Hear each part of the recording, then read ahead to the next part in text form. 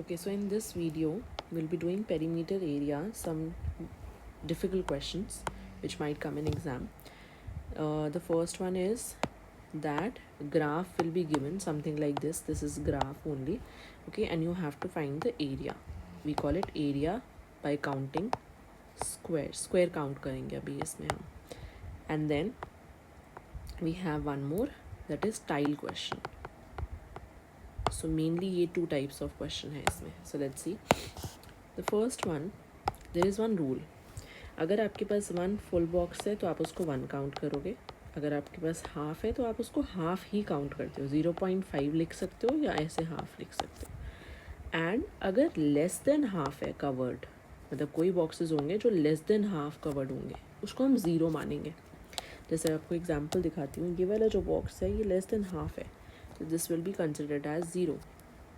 Then we have more than half, जिसको हम मानते हैं वन. मोर देन हाफ को वन, फुल को वन, हाफ को half, and less than half को zero. Less than half zero इसलिए होता है क्योंकि वो काउंट ही नहीं होगा. तो अब स्टार्ट करते हैं. This is almost more than half, तो this is one. This is one again. This is one, one, one. ये सारे फुल मार्क्ड हैं. वन. ये जो है ये लेस देन हाफ है, so zero, zero. This is almost more than half, 1. This is less than half, 0. This is more than half, 1. This is 1. ये almost more than half है, 1. This is less than half, 0. This is almost half. इस पूरे box का half ही है ना, right. This is half consider करेंगे इसको. Half अभी तक कोई हुआ नहीं था, मैं ब्लू से मार्क कर रही हूँ, इसको हाफ मान लो, ठीक है. Then this is 0. This is almost half, right? And this is, इसको आप more than half भी कर सकते हो, वैसे exactly half कर लो. This is 0. अब let's count, okay? 1, 2, 3, 4, 5, 6, 7, 8, 9, 10, 11. 11 हो गए, ठीक है. ज़ीरोज़ को आई एम नॉट काउंटिंग. 11 के बाद हाफ और हाफ जो हैं, ये हो गया 11.5, ये हो गया 12, ये हो गया 12.5. So we have the area 12.5. But अगर कोई यूनिट नहीं है तो उसको आप लिख दोगे स्क्वायर यूनिट्स. कोई मीटर सेंटीमीटर नहीं है, तो 12.5 square units. Let's see this one. This is more than half. 1, 1, 1, 0, 0, 1, 1, 1, 1. This is also less than half only, 0. This is almost half, this one. So इसको मैं green से mark कर रही हूँ. This is almost half. This is 1, 1, 1, 1. This is more than half only, 1. More than half, 1, 1, 1. More than half है 1. So let's count. 1, 2, 3, 4, 5, 6, 7. 7.5, right? This one is 7.5. I'll just make it lighter. 8.5, 9.5, 10, 11, 12, 13, 14, 15, 16. Half पहले था, so 16.5. So that's how we count, right? Then we have 33 question. 33 question. Before 33, I'll just do this 35, जो कि extremely important है. देखो how many number of tiles के लिए क्या करते हैं. वो आपको बोलेंगे नंबर ऑफ़ टाइल्स निकालो.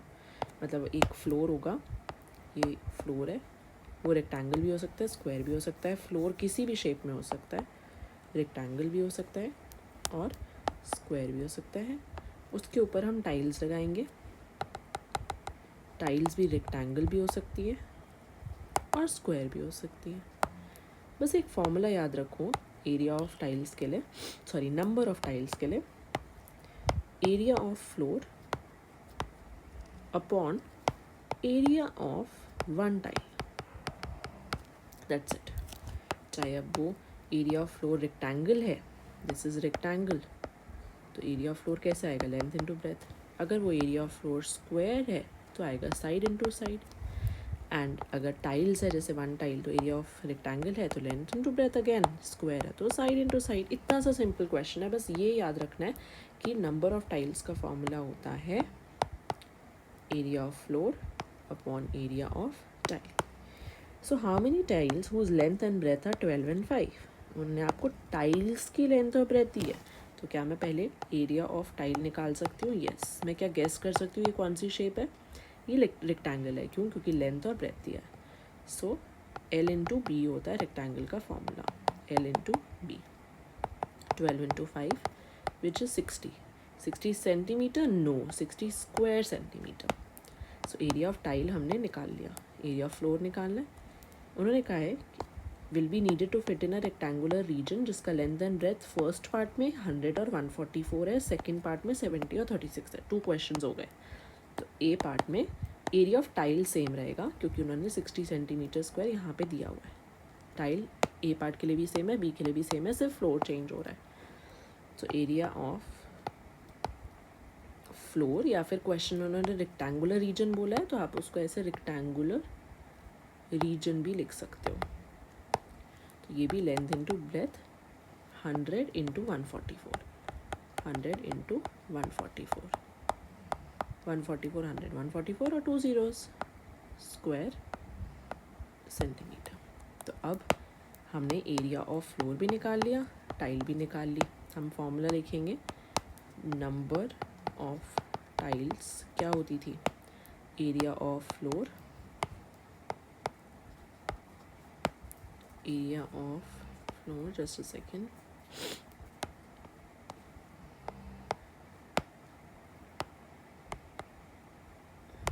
area of floor upon area of tile. Area of floor is 14400 and area of tile is 60.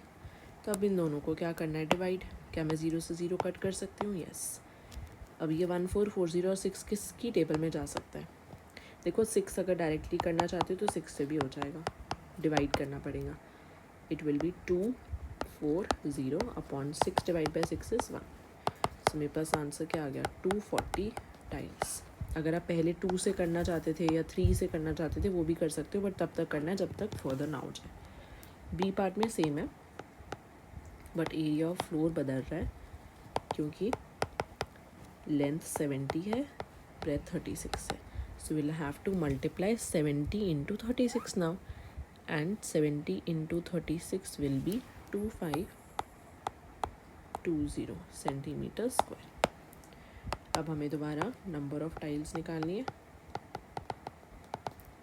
ऊपर रखते हैं फ्लोर, नीचे टेबल टाइल सॉरी.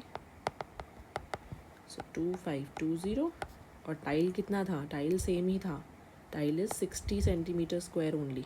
ठीक है, टाइल इज़ 60 सेंटीमीटर स्क्वायर. ये रहा 60. So we will just do like this. 0 0 cut. अब आप 6 से डिवाइड कर दो दोनों को. It will be 4 2 upon 1. So here we have 42 tiles. Okay, so we have covered 2 concept, tiles wale question and we have covered this area wala question.